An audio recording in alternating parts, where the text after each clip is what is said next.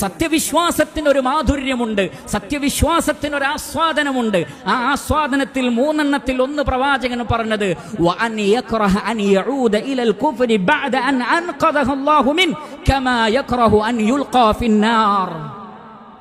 അല്ലാഹു സുബ്ഹാനഹു വ തആല ഒരാളെ സത്യനിഷേധത്തിൽ നിന്ന് രക്ഷപ്പെടുത്തി, അതിലൂടെ സ്വർഗത്തിൽ നിന്ന് രക്ഷപ്പെടുത്തി, തിന്മകളിൽ നിന്ന് രക്ഷപ്പെടുത്തി പുണ്യങ്ങളിൽ എത്തിച്ചു.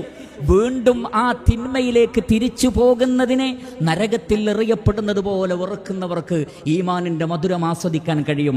റമളാനിലൂടെ തഖ്വയുടെ, ഇഖ്ലാസിന്റെ, ഈമാനിന്റെ, പുണ്യത്തിന്റെ ചൈതന്യവും അതേപോലെയുള്ള നന്മകളും നമ്മൾ നേടിയെടുത്തിട്ടുണ്ടെങ്കിൽ പിന്നീട് റമളാൻ കഴിഞ്ഞ് ശവ്വാൽ മാസപ്പിറവി കണ്ട് പെരുന്നാൾ നമസ്കാരവും കഴിഞ്ഞാൽ അതെല്ലാം വലിച്ചെറിഞ്ഞുകൊണ്ട് നാം വീണ്ടും തിന്മയിലേക്ക് പോവുകയാണെങ്കിൽ സ്വർഗത്തിൽ നിന്ന് ഇറങ്ങി നരകത്തിലേക്ക് പോകുന്ന ഹതഭാഗ്യവാനെ പോലെയായി ഞാനും നിങ്ങളും മാറും എന്നതിനെക്കുറിച്ച് നാം ചിന്തിക്കണം.